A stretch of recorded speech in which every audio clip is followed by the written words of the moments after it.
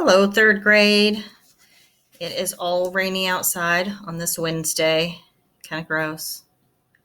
So you can't go outside today. Maybe do some yoga like little Widger's going to be doing later.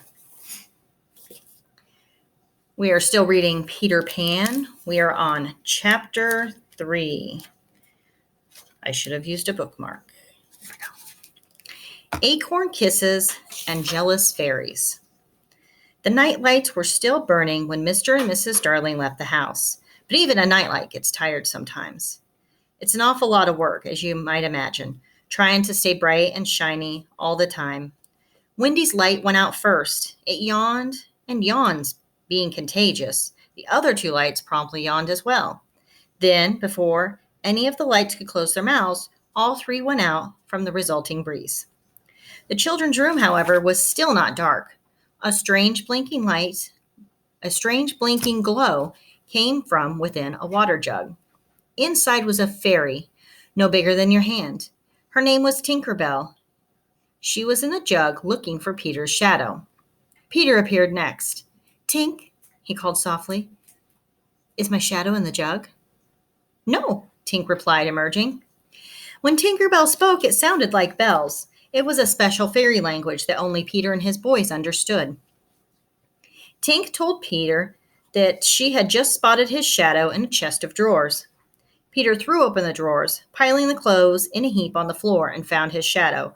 Grabbing it, he tried to slip it back on, like a pair of pants, but it would not fit. He tried to put it on like a hat, but it jumped off his head. His shadow, it seemed, did not want him back. Peter sat on the floor and started to cry, and his cries woke up Wendy, and she sat up in bed. "Excuse me," she asked politely. "Who are you?" "I'm Peter," he said. "Who are you?" "My name is Wendy Darling. I live here." "I live second to the right," said Peter, "and then straight up until morning." "That's a funny address," Wendy said. "I don't see what's so funny about it," Peter huffed, embarrassed.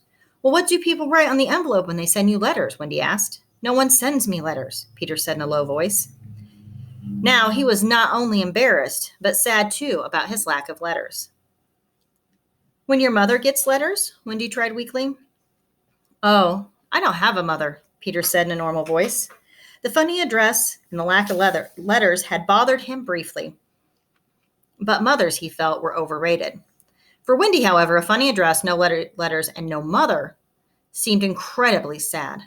"Oh no, Peter, no wonder you were crying," she said, and she got out of bed and ran to hug him. "I wasn't crying about not having a mother," he huffed. "I was crying because I can't get my shadow back on. Do you have any glue?" Wendy smiled. How exactly like a boy. "You can't glue it back on, silly. It must be sewn on. I will do it for you." Feeling very important, Wendy got her sewing kit. Within minutes, the shadow was back where it belonged, even if it was a bit wrinkly. Wendy wondered briefly whether she should have ironed it first. "Yippee!" Peter cried, twirling in front of the mirror. "Look at me and my handsome shadow. A thank you might be nice," Wendy suggested. "For what?" Peter said. This made Wendy so mad that she got back into bed and covered her face with the blankets until Peter apologized.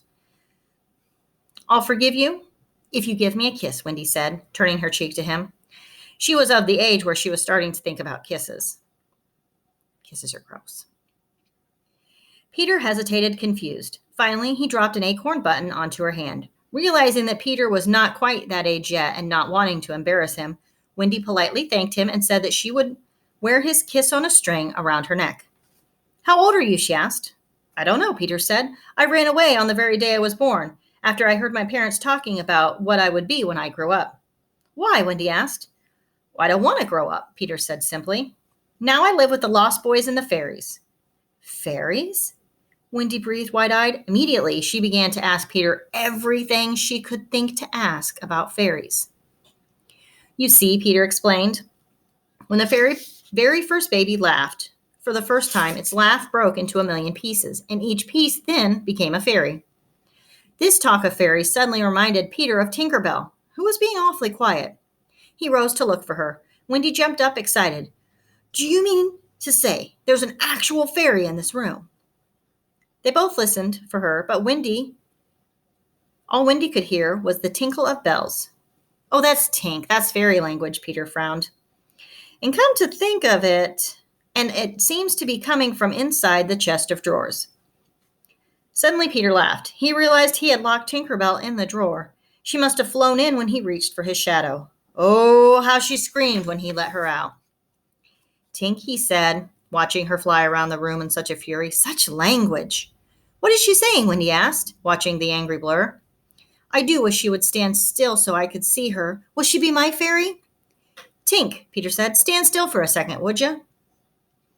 Wendy wants to see you, and for you to be her fairy. Tinker Bell clinked something, angry in reply. She says that you're a huge, ugly girl, and she can't be your fairy because she's my fairy. Well, Wendy huffed, she's not very polite. Peter had to agree. Since Tinker Bell wasn't cooperating, Wendy turned her attention back to Peter. She had so many more questions for him. He told her all about the lost boys who had fallen out of their strollers when they were babies and had never been claimed. I'm their captain, he said. What fun, Wendy replied. But there are no girls on the island? Oh, no, Peter replied. Girls are too smart to fall out of their strollers. What a nice thing to say, Wendy replied, blushing. Suddenly, Wendy screamed. It felt as if someone had pulled her hair. That must be Tink, Peter explained. She certainly is being naughty today. Tinker Bell told Peter that she would continue to misbehave as long as Peter kept being nice to Wendy, just like Mr. Darling.